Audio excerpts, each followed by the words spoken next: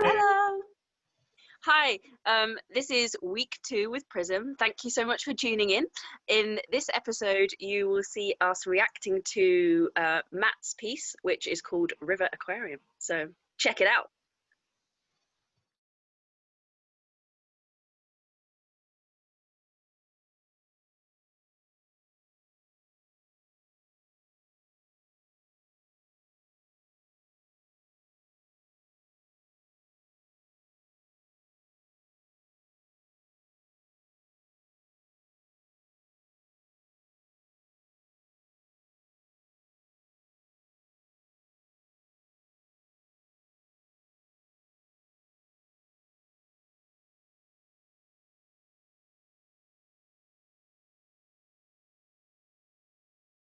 We're just going to ask a couple of questions and Sure. and get your feels on your art. So basically, tell us a little bit about who you are and what you do. Yeah, my name's Matt. Mainly, I compose contemporary classical and electroacoustic music, which is kind of vague, I always kind of think. But kind of what's been really interesting to me at the moment, I don't know whether that's an effect of the times that we're in, but kind of looking at the everyday little moments that we have in our lives and kind of finding drama and expression in those. And on the electroacoustic side, that can be either literally taking sounds and images from every day and literally grafting them into a wind quintet or like an ensemble, or trying to make an ensemble reflect those kind of noises. That's kind of where I'm at the moment. Apart from that, I'm also a guitarist, and I work with electronics live performance as well. Amazing. So tell us what ideas and experiences are behind your creation that you have submitted as part of PRISM Reacts, and why did you submit this one in particular? Yeah, so I basically submitted a weird like aquarium video, which was really fun, and I didn't really expect that to be the thing that came out. But the reason I did it was partly because we've had so much time on our hands, and I thought this would be a really good time to kind of like upskill on making video art. Like I'm working with video because I've not really done too much of it. I've worked with other people who've done it, but not had a ton of experience myself.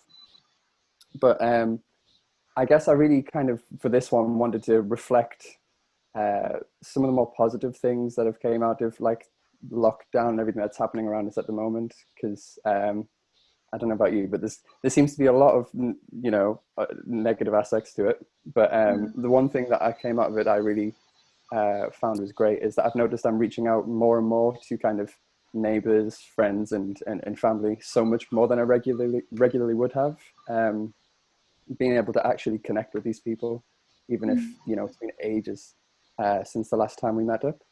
I think I've actually seen some of my friends more times virtually in the past few months than I have in like the past few years in real life. So that's been one thing to really to come out of this in a good way, is that we've kind of adapted the way that we kind of communicate a little bit more. Because I don't know about you, but I'd not even heard about Zoom before all of this. Yeah. Now at least I don't go a day without talking about it. Actually, like we have this time now to have that have those reflecting moments that normally, like when we are on our own, or like for me anyway, when I'm on my own and having that time for reflection, I'm always like traveling somewhere to go to like work or go to a rehearsal, and so it's always so busy. And actually having these time to just like take yourself away and appreciate, you start to notice the little things because you're so confined in this space, and it's trying to find the positivity in the whole thing, which is exactly what you've done. So I think it's really special. I guess that's where fish come into it. In the video, the aquarium thing was, to me, it kind of had a lot of similarities with kind of standing the at a glass. Yeah. Standing at a glass of like an aquarium, that kind of like, you may feel like you're kind of like worlds apart. Like, it would never in any other situation be, you know, face to face with the thing in the water. But you know, there's that kind of like connection between, like, from the other side of the screen. And I don't know, I'm not kind of trying to say that my family and friends kind of look like aquatic animals or anything, but like, I mean, I hope not. But it's that kind of like that idea of connection that just kind of really, I thought was quite a fun thing to mess with.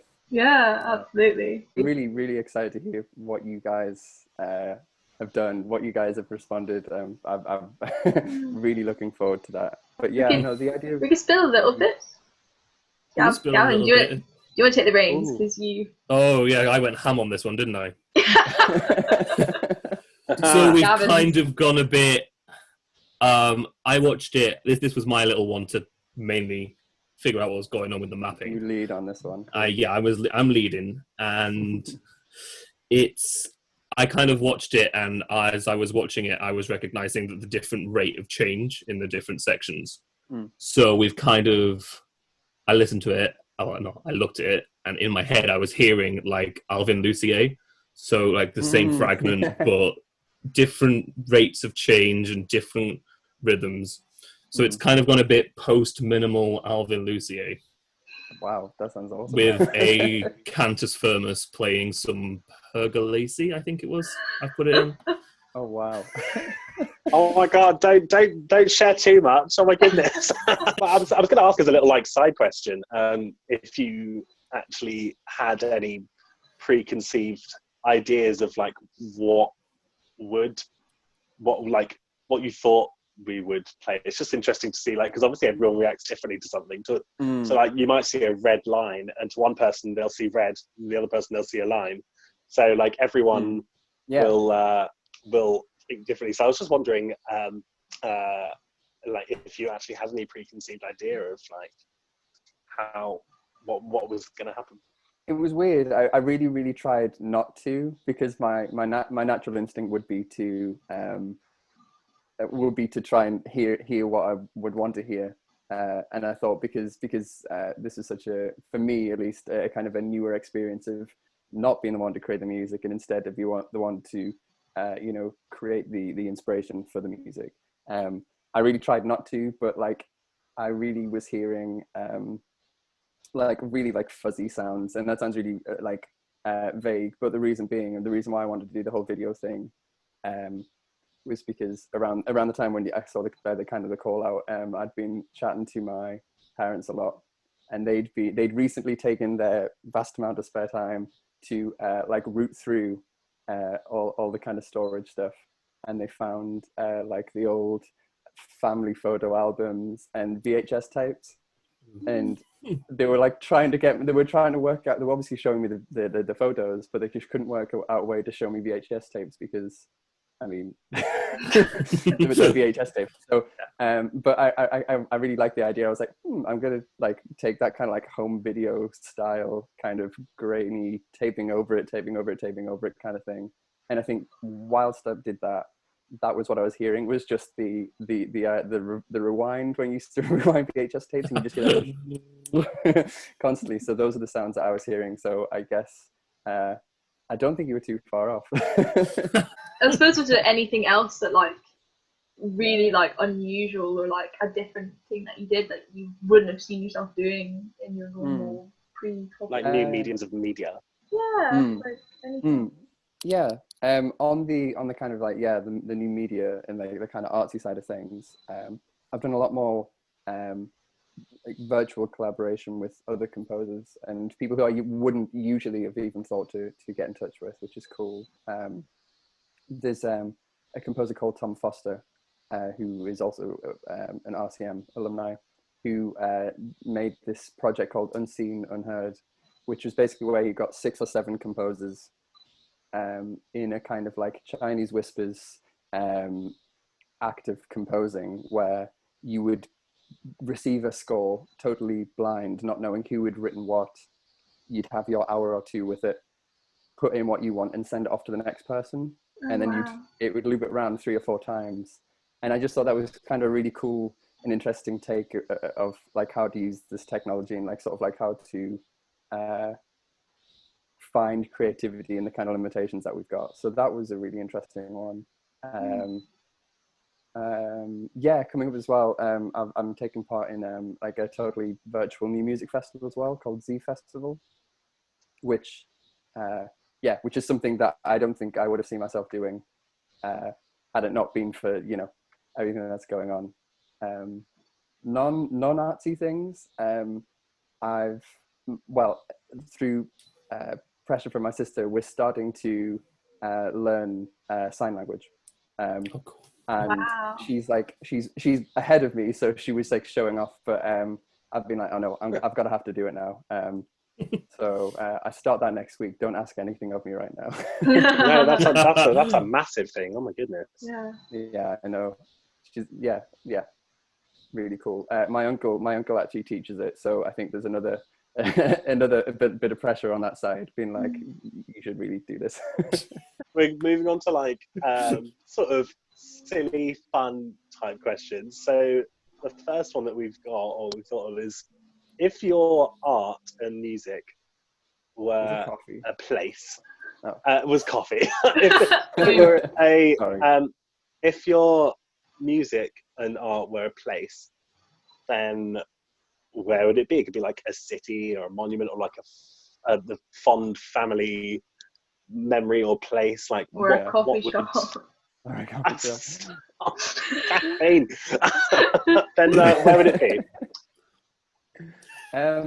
I thought this is quite an easy one actually, because the footage that I took, the kind of like the aquarium footage I took just before went back into lockdown. My partner Soph and I were in Barcelona just like a few weeks before, and that's where I got that footage.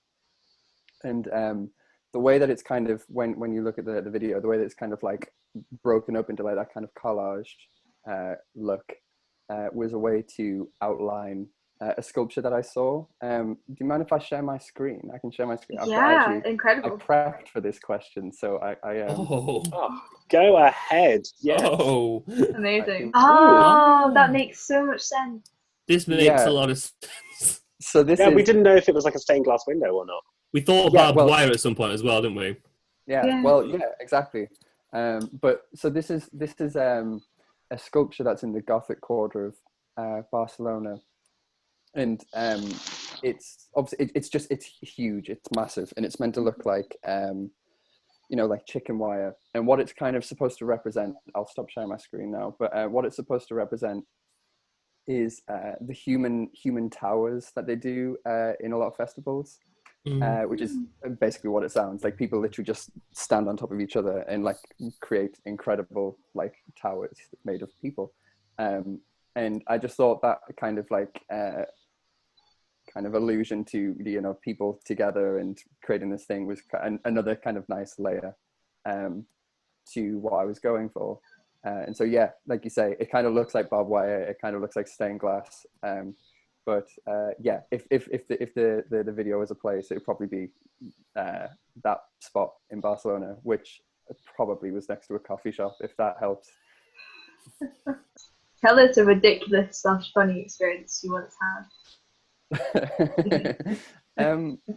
I've literally forgotten what it's like to have experiences. It's I literally looked at it and was just like, when was the last time I did anything? But the thing that came to mind was I've repeatedly attempted to go on bike rides, and I say attempted because each one has been a bad omen. Each one. The first time I went out, I was on.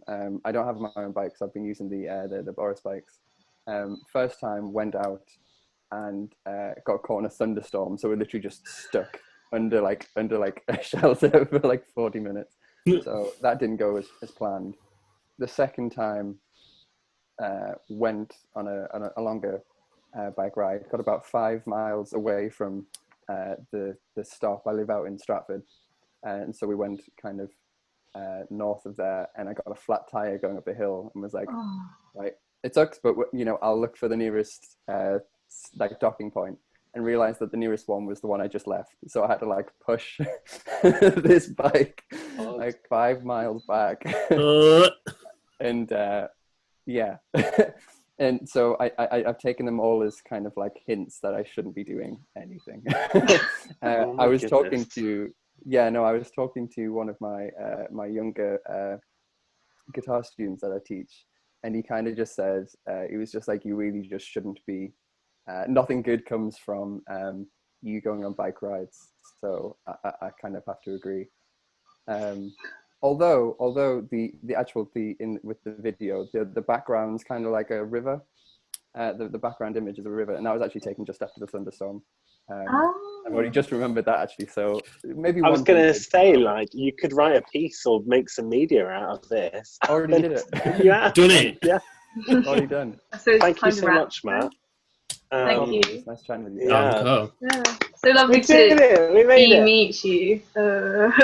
Yeah, definitely. Yeah, that's so cool. Yeah, hopefully see you IRL.